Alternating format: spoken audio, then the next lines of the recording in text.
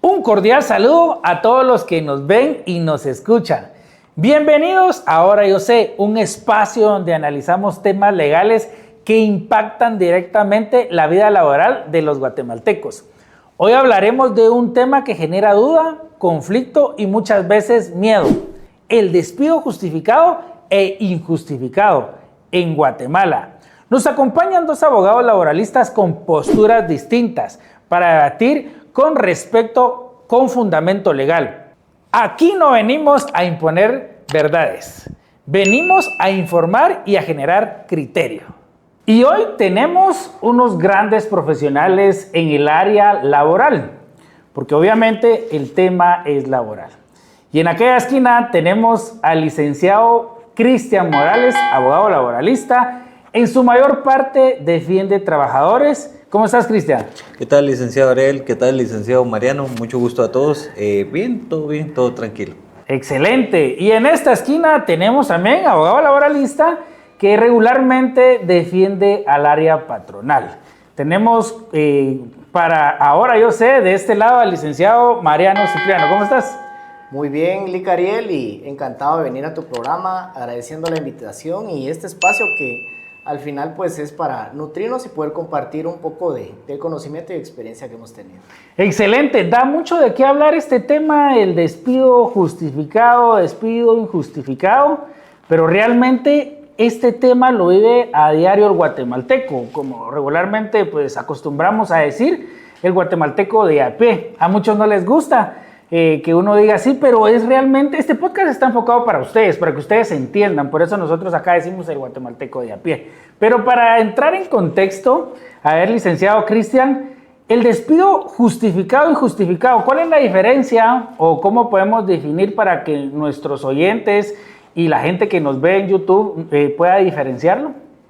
Ok, perfecto. Mira, son formas de determinar la relación laboral. Sí, está el despido justificado y el despido injustificado. No son las únicas formas de finalizar la relación laboral. También está la renuncia o inclusive la muerte del trabajador. Las mismas palabras que componen este término, despido justificado e injustificado, nos dan una guía de ¿a qué se refieren? El despido justificado se refiere a aquella decisión que toma el empleador de dar por finalizada la relación con una causa que él considera justa. Y el despido injustificado es sin ninguna razón o que la razón pues no llene los requisitos legales que establece la ley. ¿Cómo lo ves desde tu punto de vista, Mariano? Sí, definitivamente el despido justificado e injustificado, estamos hablando de una decisión que está prevista en la ley. La ley pues permite algunas formas de determinación, entre ellas por un acto unilateral por una de las partes, por mutuo consentimiento o por alguna causa prevista en la ley. El despido directo justificado, definitivamente estamos hablando de un despido en el que el trabajador ha incurrido en una causal de despido, ya sea de las que se encuentran previstas en el Código de Trabajo o inclusive en el Reglamento Interior de Trabajo después de haber agotado algún procedimiento disciplinario. Excelente. Al final, pues si es justificado o injustificado, lo que el trabajador quiere escuchar, si tiene derecho a indemnización o no tiene derecho a indemnización. Que bien sabemos nosotros que trabajamos el área laboral, que si fue injustificado, el patrono le debe de pagar un salario por año trabajado, dependiendo los años que haya laborado el trabajador. Pero acá viene la pregunta y te la pregunto a vos, Mariano, que nos conocemos, tenemos esa confianza y por eso te trato así. Al final, los patronos usan como excusa despedir justificadamente al trabajador para no pagarle esa indemnización, ¿o crees que esa táctica no se utiliza? Definitivamente los patronos, al momento de llevar a esta decisión de quitarle el trabajo a una persona, definitivamente tienen que causarlo como un despido justificado, porque sería sumamente peligroso únicamente despedir a la gente sin los soportes, sin la documentación, sin el proceso legal establecido, porque inmediatamente pues se enfrentan contingencias. Entonces, respondiendo a tu pregunta, no, definitivamente el patrono no despide únicamente por hacerlo de alguna manera de forma liberal, sino que sí necesita encuadrarlo dentro de una causa para poder finalizar la relación de trabajo. ¿Consideras que al final pues el patrono no lo utiliza como táctica para ahorrarse, verdad? Pero ¿qué opinas, Cristian? Porque en su mayoría pues has llevado casos con trabajadores, pues vemos las diferentes áreas de trabajo en cuanto a los trabajadores pues domésticas, trabajadores de seguridad, constructores y un sinfín, ¿verdad? De profesiones y oficios. ¿Cómo ves esa pregunta que yo le acabo de hacer a Mariano? ¿Sí usan tácticas con el fin de no pagar esa indemnización los patronos o crees que no? Sí, suelen recurrir mucho al miedo, suelen recurrir también mucho al engaño, porque les pueden decir que cierta justificación impide al patrono pagarle al trabajador su indemnización. Sin embargo, por eso es importante que los trabajadores se asesoren para verificar si la causal o el motivo que les dio su jefe, su patrono, quien estaba encargado de ustedes, tiene o no fundamento legal. Excelente. Hemos escuchado también casos, nosotros que pues al final informamos con este medio, que hay una diversidad de despidos, ¿verdad? Y uno que me llama la atención porque nos los han puesto ahí en las redes sociales, es que si llegar tarde amerita un despido, Cipriano. No, definitivamente estamos hablando de una falta, si lo queremos ver así, leve. No obstante, lo que sí es importante conocer de lo que tú hablas en ello es de que tiene que existir un proceso disciplinario. Es decir, únicamente llegar una vez tarde al trabajo es una falta susceptible de ser sancionada. Sin embargo, es importante que esta pueda ser a través de un proceso disciplinario, documentada y que se actúe en tiempo para que eventualmente la reincidencia en esta falta pues pueda conducir eventualmente a un despido justificado. Porque tenemos de todo tipo de trabajadores y pues yo lo he dicho en otros podcasts, pues al final cuando el trabajador ya no funciona, pues lo que toca es sustituirlo, pero hacerlo de una buena manera. ¿Has tenido algún caso que hayan despedido a algún cliente tuyo, Cristian, por una llegada tarde? No, en específico no por llegar tarde, pero sí se basan en que, por ejemplo, no marca su hora de entrada, no marca su hora de salida. Sin embargo, por ejemplo, son cuestiones que no tienen enmarcadas en su reglamento interno de trabajo, o inclusive el reglamento interno de trabajo no existe, amparándose en que no tienen la obligación porque no tienen 10 o más trabajadores. Sin embargo, al que no tengan la obligación no quiere decir que no tengan el derecho. Tienen el derecho a tener el reglamento interno de trabajo. Y por no tenerlo, no pueden hacer uso de ese proceso disciplinario al que hace alusión el licenciado Mariano y, por tanto, su derecho sancionatorio y poder encauzar el despido a un despido justificado es donde se complican los patronos, ¿verdad? Cuando hablamos de reglamento, obviamente pues todo patrono o toda empresa más que todo debe tener un reglamento interior de trabajo en el cual pues se norma el comportamiento, las prohibiciones que tiene el trabajador y obviamente ahí se va a sancionar. Pero lo que decías, o sea, sancionar por cada falta que se cometa. Al final esto es un mito o está en ley, porque hemos escuchado quejas de trabajadores que dicen, es que por todo me quieren sancionar. ¿Cómo lo ves ahí? ¿Es un mito o está en ley ese sancionamiento que se le debe dar al trabajador por las faltas que él cometa? Sí se encuentra en ley y el asidero pues lo encontramos, como bien lo indicas, en el Reglamento Interior de Trabajo. Es cierto que el Reglamento Interior de Trabajo, como obligación para el patrono, nace a partir de tener 10 trabajadores o más. Realmente no tenemos ninguna prohibición de que si un patrono tiene menos trabajadores, pues también pueda solicitar su reglamento interior de trabajo. Pero es sumamente importante porque ahí, y qué bueno que lo mencionas, en el hecho de que las empresas muchas veces lo que tienen pues son casi que la minuta que proporciona el Ministerio de Trabajo sin ningún cambio, sin ninguna adecuación al giro de la empresa. Y ¿qué es lo que nos produce esto? Que nosotros no tengamos procesos claros y definidos dentro de la empresa. Entonces, definitivamente necesitas tener tu reglamento interior de trabajo para que se pueda observar un proceso disciplinario. ¿Por qué? Porque un proceso para llegar hasta una decisión como un despido es importante que primero que se actúe en tiempo, segundo que se actúe con los soportes y con la documentación debida, y sobre todo, algo que también muchas veces a nuestros clientes les pasa es que las personas que ejercen cargos de representación, control y administración sobre personal, muchas veces ni siquiera saben cómo actuar ante una falta. Entonces, es sumamente la importancia de capacitar al personal administrativo para que tome decisiones en tiempo. Ahí te la cambio, Cristian. Fíjate que regularmente viene el trabajador y dice, bueno, porque el trabajador tiene esa idea que la indemnización sí o sí se la deben de pagar. Lo que a veces no mucho abogado habla porque tal vez tenga el desconocimiento o no lo quiere decir, es que la indemnización se va a pagar cuando se establezca que es universal, o sea, renuncie, lo despidan o pase lo que pase, se la pagan, sea universal. O de la otra manera, que si hay causa justa para despedir, pues no tiene derecho. O él renuncia, tampoco tiene derecho, ¿verdad? Pero vienen y empiezan a decir, bueno, para que me despidan, yo empiezo a cometer faltas, llegadas tarde, no le hago caso al jefe, hablo mal, uso el teléfono. ¿Cómo ves eso? Ese actuar del trabajador, porque al final le puede perjudicar en un juicio.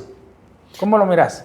Sí le puede perjudicar, pero regresamos al tema, por ejemplo, del reglamento interno de trabajo y por qué estamos haciendo tanto énfasis el licenciado Mariano y yo en esto.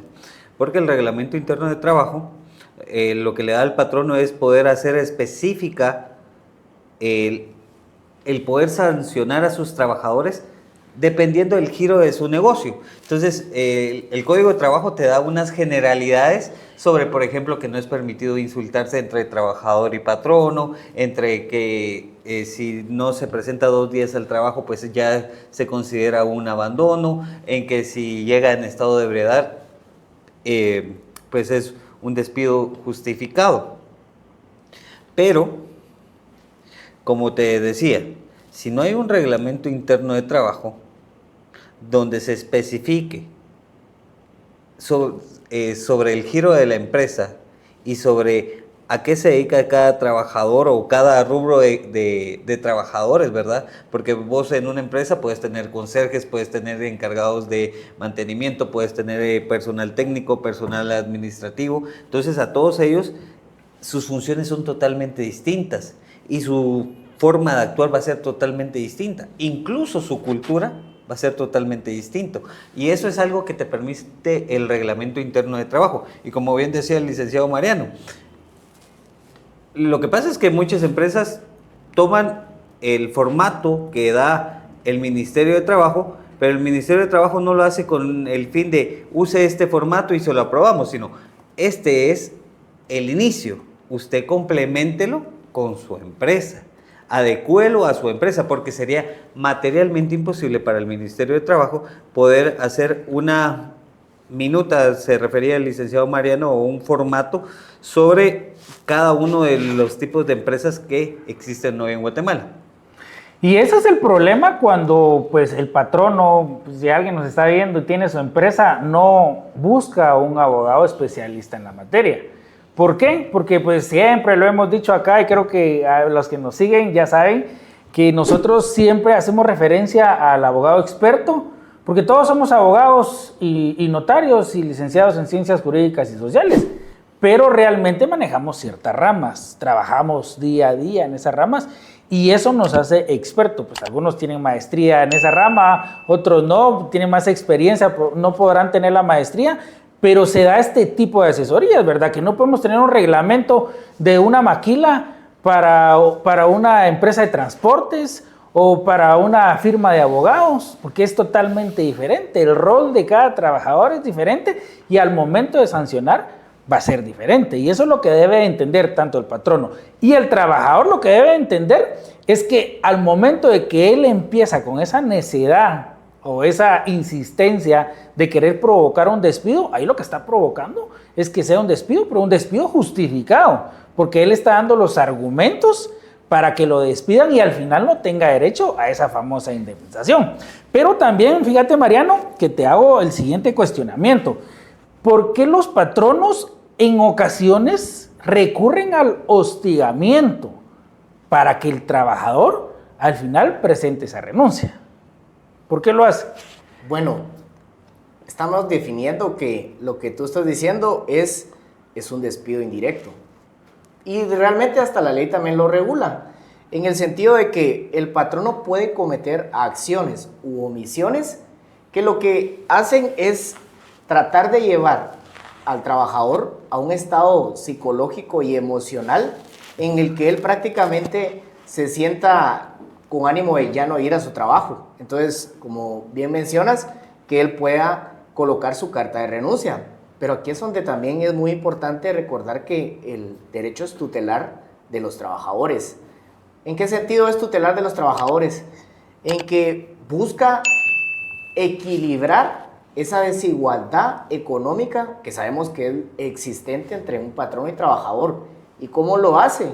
Le prevé los mecanismos al trabajador de que si el patrono encuadra en alguna de las causales del despido indirecto, pues le faculta al trabajador venir y dar por finalizado su contrato de trabajo con justa causa y demandar ante los tribunales pues su indemnización.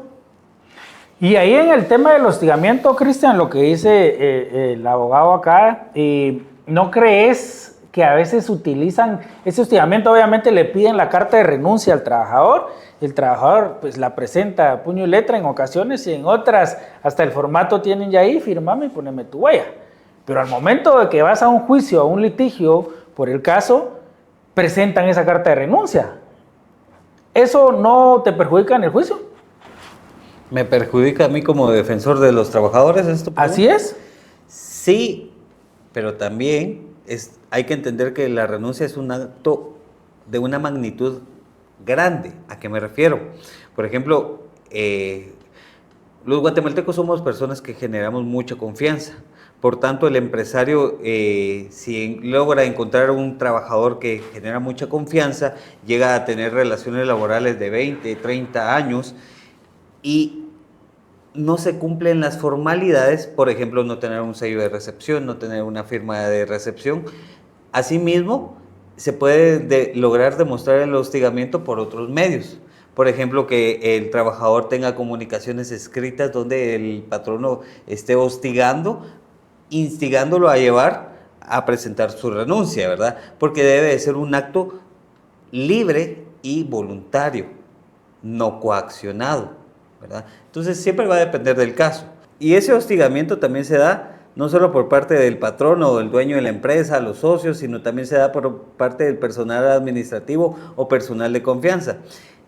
Digamos, antes estábamos hablando de los trabajadores que simplemente hacen de todo para ser despedidos, y ahora estamos hablando de la contraposición, que sería los patronos que hacen de todo para que el trabajador renuncie.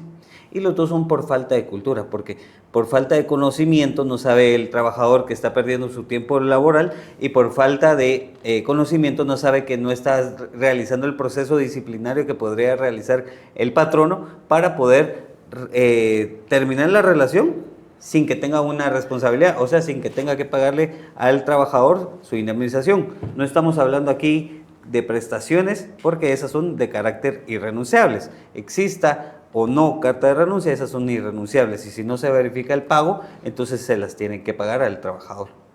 Hablas un punto muy importante, Cristian, el miedo, la desinformación. ¿Crees, Cipriano, que puede hacer eso a que lleve a un patrono a despedir a alguien por, como dicen acá en Guatemala, por pensar con el hígado, ¿verdad? Que en ese momento pues se enoja uno con el trabajador y dice, ¿sabes qué? Estás despedido, andate, ya no te quiero ver aquí. Es más, andate ahorita y agarra tus cosas. ¿O crees que sea la desinformación? No, definitivamente también pueden darse casos en donde el impulso, el temperamento motive a un patrono a finalizar la relación de trabajo sin ningún documento, que ese es el típico caso del despido directo e injustificado. Pero aquí es donde va, patronos, hay que tomar una decisión sumamente analizada, sumamente con una asesoría especializada. ¿Y por qué motivo?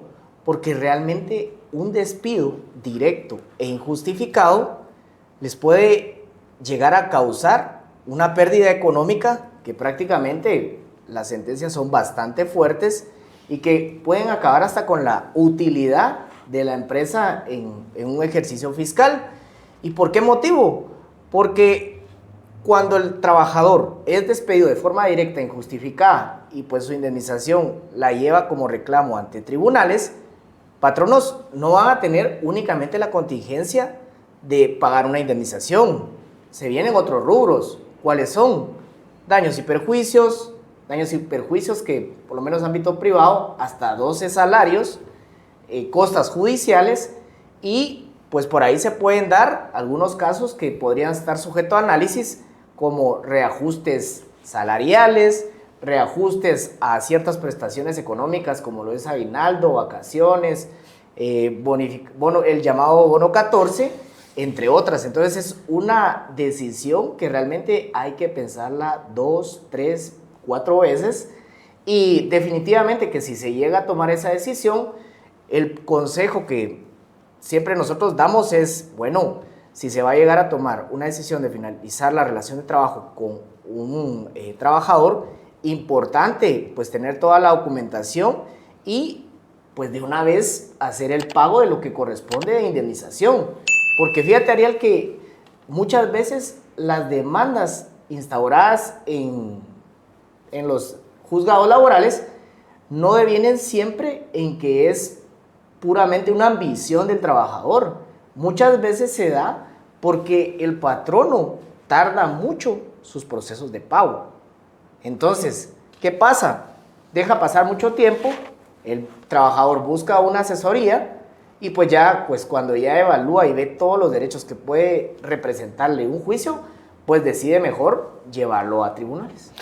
Perdón, ¿puedo complementar algo y tal vez hacer ahí de primero una sugerencia y luego un cuestionamiento al licenciado Mariano?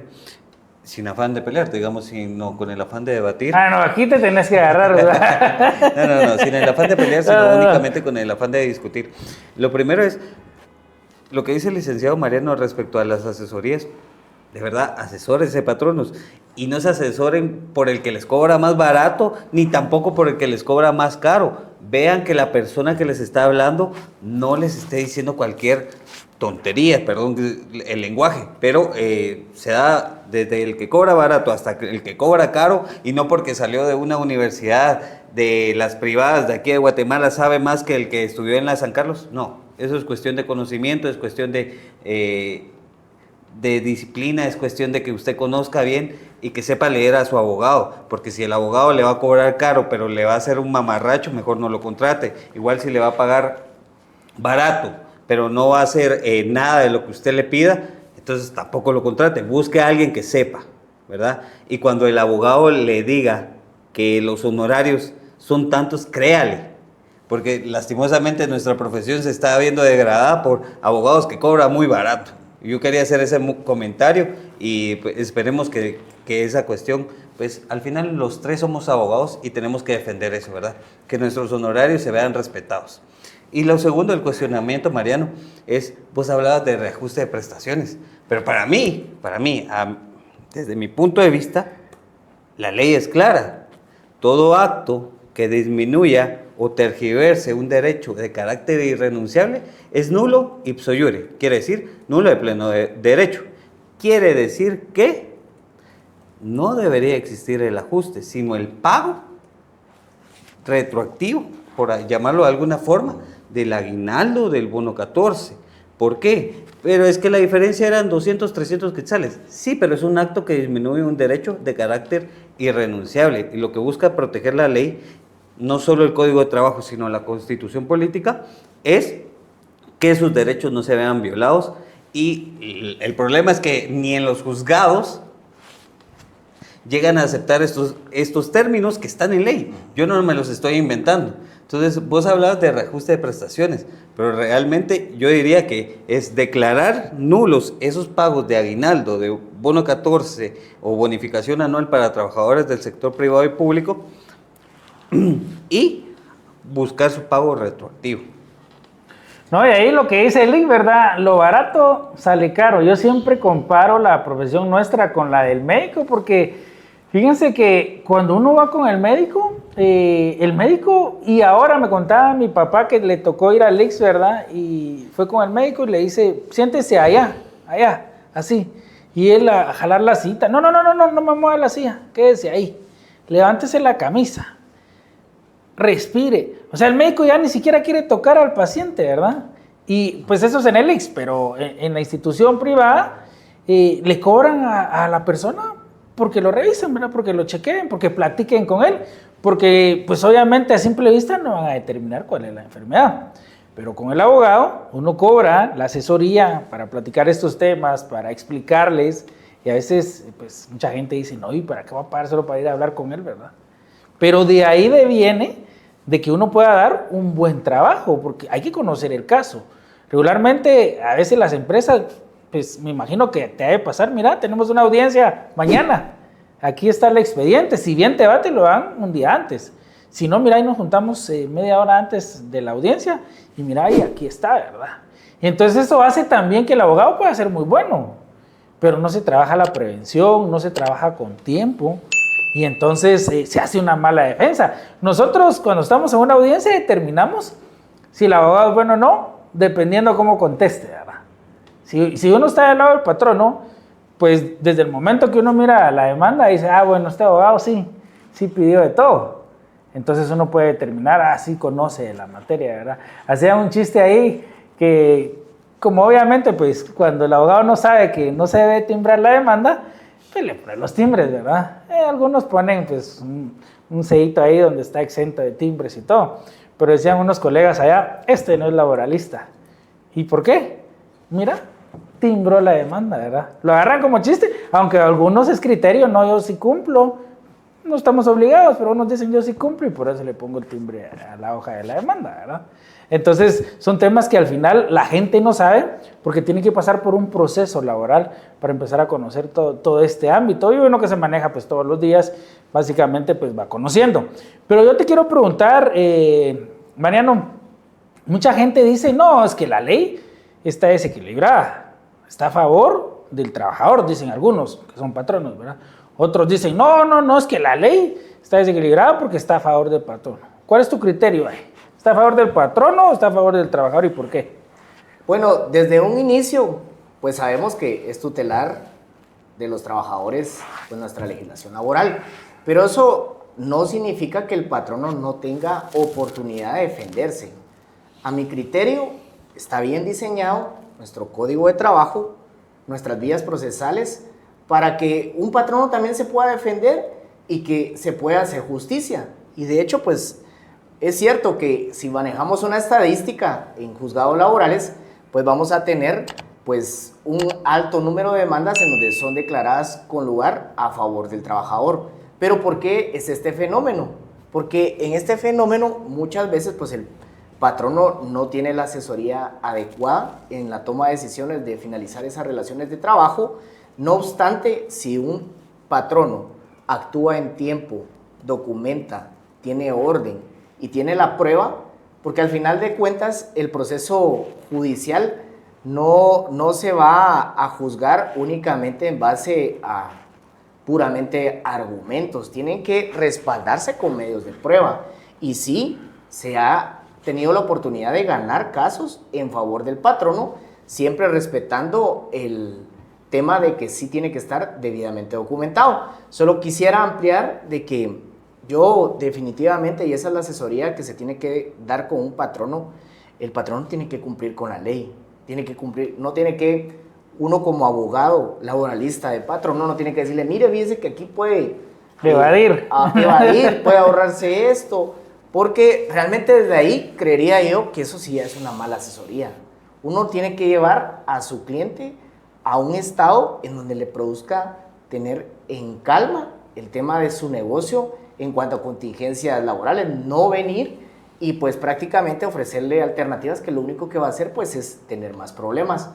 Y que también estoy de acuerdo, definitivamente venir y no pagar adecuadamente las prestaciones, pues obviamente eso producirá un reajuste. No obstante, es lo que el patrono se puede exponer si realiza un despido de una forma impulsiva y sin meditarlo antes.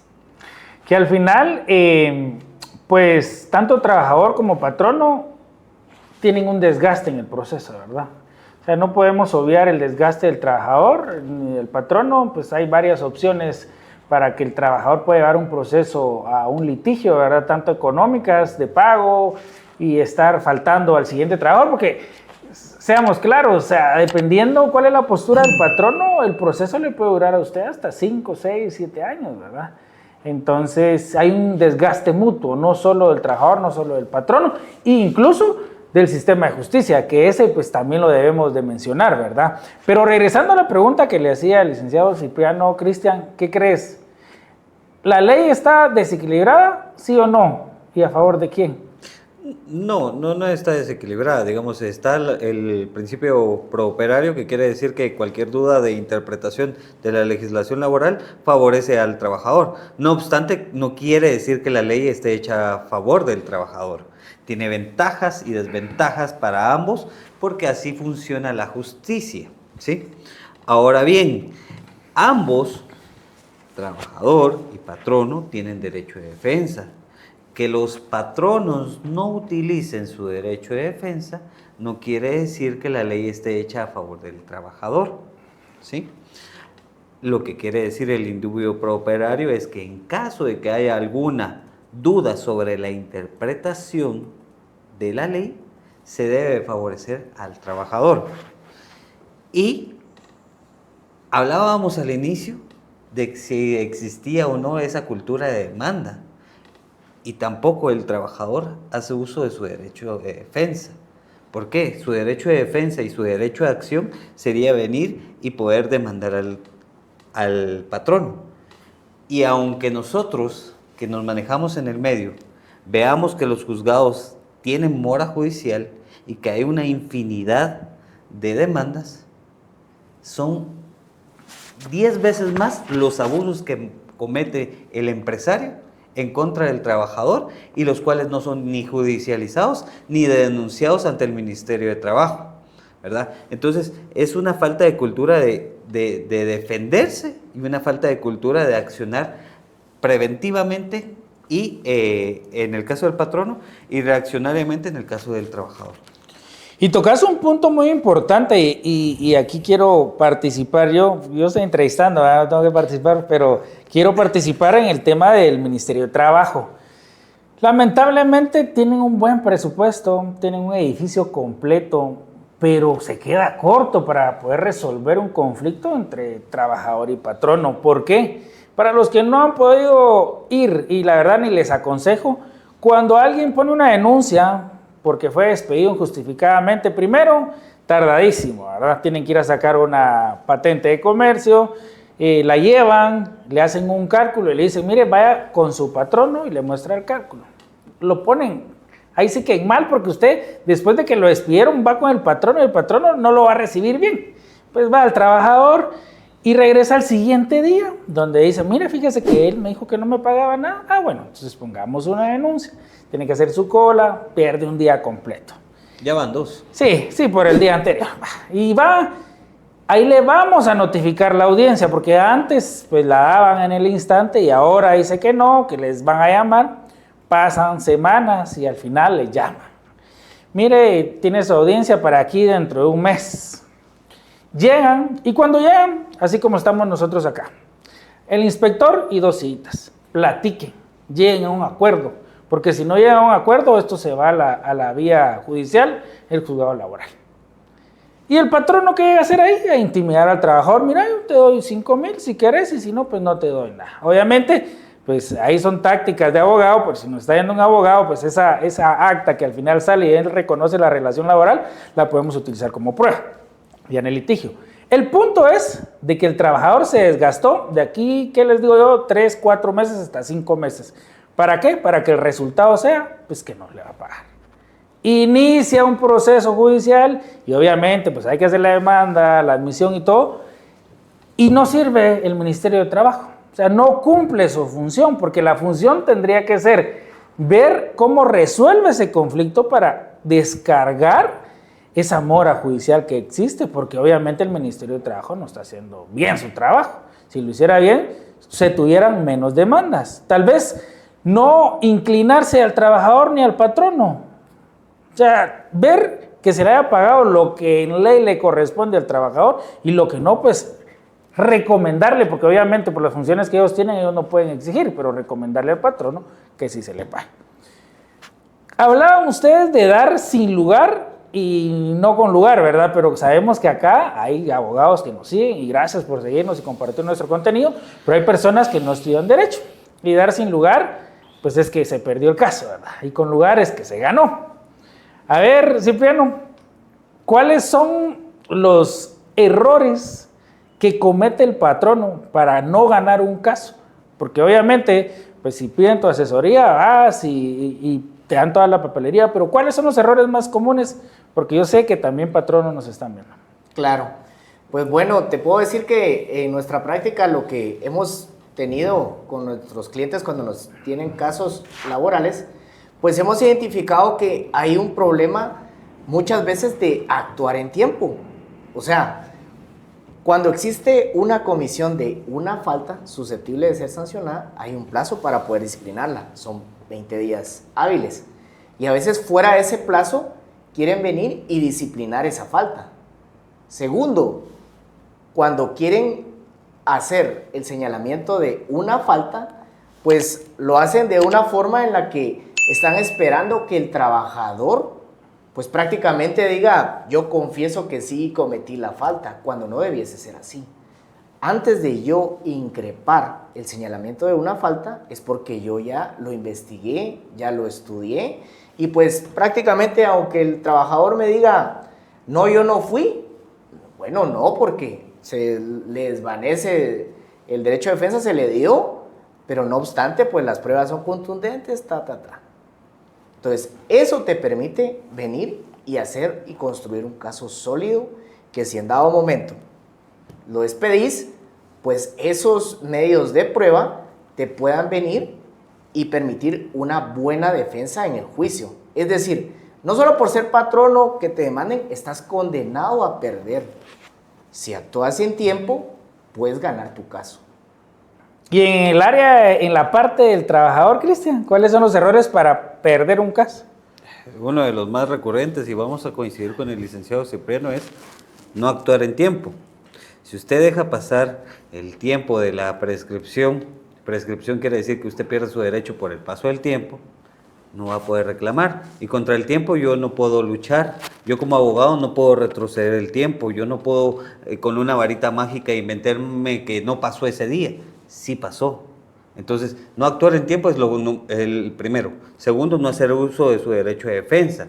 Quiere decir, no dejarse intimidar, que era lo que estábamos hablando con anterioridad.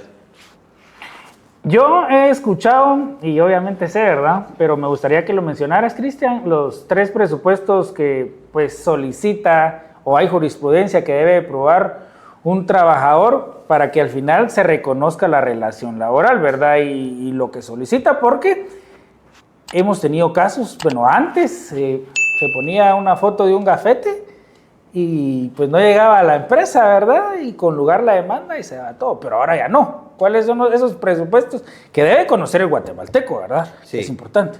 Usted como trabajador tiene que probar 3 aspectos en caso de un despido injustificado, ¿sí? La relación laboral, las ventajas económicas que pudiera haber tenido durante la relación laboral y las horas extraordinarias. Entonces ahí sí que como un buen mediador de este debate, me dejaste servido un punto que había dejado por lado anteriormente, y es otro error de los trabajadores es no tener pruebas de la existencia de la relación laboral. Entonces, si ustedes por X y motivo pierden gafetes, pierden constancias de relación laboral, les aconsejo sean más ordenados, ¿verdad? Y si no les brindan esto de la empresa, exíjalos. Exija algo que demuestre su relación laboral. Excelente, ¿no? Y la verdad, el orden, ¿verdad? Creo que nos perjudica a todos los guatemaltecos. Como ciudadanos deberíamos de ser ordenados y lo vemos en el tráfico, ¿verdad? Ustedes, pues, se crean vías y no, contra la vía. No cruzar, se cruzan. Yo venía para acá a la entrevista y viene un carro y viene atrás una moto de la policía de Metra. Ajá. Y vienen sobre la vía del Transmetro. Solo con eso te digo todo. O sea, el carro se metió enfrente de la motocicleta de Metra en la vía del Transmetro. Y ahí se fue 2-3 cuadras avanzando y no le dijeron nada. O sea, el desorden reina. El desorden al final nos lleva a esto. O sea, porque uno como trabajador podría decir, yo estoy bien en mi trabajo, me siento bien, me pagan bien, me tratan bien. Nunca va a pasar nada, no guardo nada.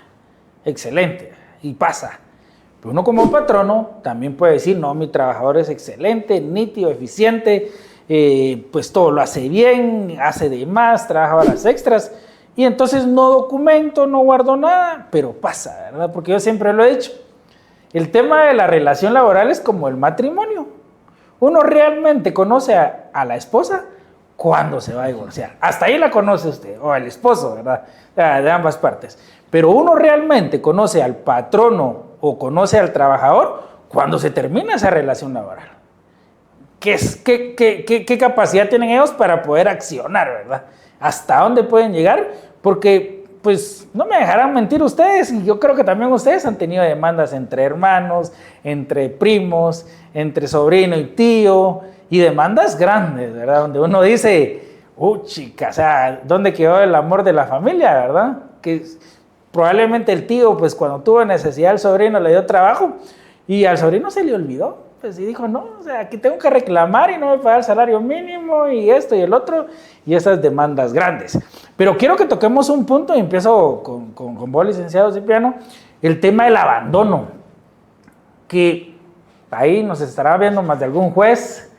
Muchos dicen, no se logra probar un abandono, ¿verdad? Otros abogados dicen, sí, se logra probar, y otros lo utilizan como argumentación para poder defender a un patrono, el abandono. ¿Cómo lo miras? Sí, definitivamente, pues es una conducta, el abandono de trabajo, que cuando ya lo llevas a juzgados, definitivamente, pues con los numerosos casos que han habido en que patronos pues dicen, bueno, esta es la causal de despido, abandono de trabajo, pues se ha creado jurisprudencia que te indica, bueno, para que se dé un abandono de trabajo, tiene que constituir en mora al trabajador y tiene que invitarlo a retomar sus labores. Y pues ahí nos la ponen un poco complicada en cuanto a asesoramiento de patronos. ¿Cómo hacemos cuando realmente el trabajador se desapareció? No hay ningún contacto, se buscó en el trabajo, se buscó en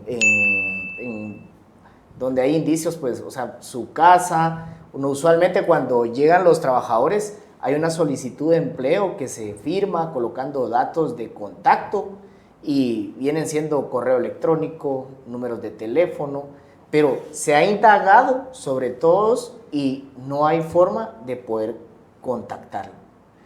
¿Qué pasa? En los juzgados, pues obviamente si no logramos probar esa situación, naturalmente nos encontramos en que vamos a perder el caso. Entonces, definitivamente siempre la recomendación va a ser actuar en tiempo, no dejar o esperar de que si se dio un abandono de trabajo, inmediatamente pues tomar acciones de ir a buscar a la vivienda, ir pues un representante, venir y pues ser creativos en el tema de crear esas pruebas que nosotros vamos a necesitar para poder hacer y cumplir esa constitución en mora, esa invitación a retomar labores, y pues puede evaluarse cada caso es distinto, pero pueden implementarse medios audiovisuales, medios en los que inclusive se puede utilizar al notario como su fe pública para poder hacer constar y acreditar que efectivamente existió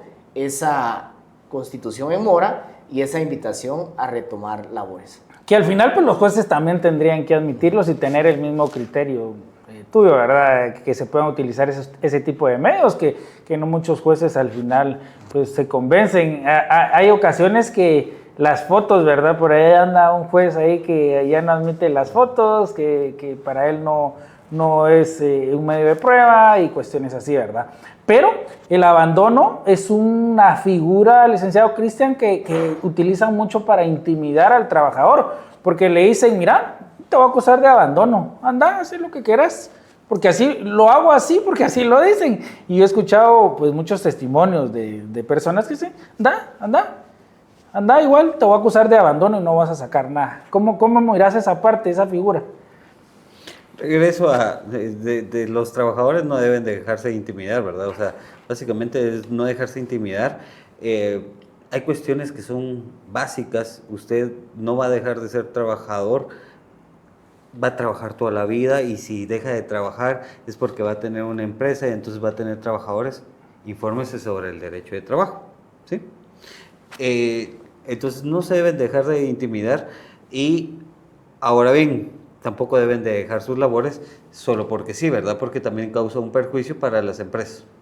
Hasta aquí llegamos con esta primera parte del debate sobre el despido justificado e injustificado en Guatemala. Ya escuchamos posturas encontradas y realidades que viven tanto trabajadores como patronos. Pero el tema no termina aquí. En la segunda parte entraremos en las consecuencias legales, la indemnización y qué se debe hacer una persona cuando es despedida. Recuérdense que también vamos a estar tocando sobre el proceso que se lleva al momento de un despido justificado o injustificado, qué debe probar, qué elementos debe tomar en cuenta, y sobre todo vamos a tocar puntos claves como el tiempo que dura un proceso, esto con el fin de informarle. Esto fue Ahora Yo Sé, porque cuando empezamos a entender nuestros derechos, nos sabemos defender mejor. Ahora yo sé.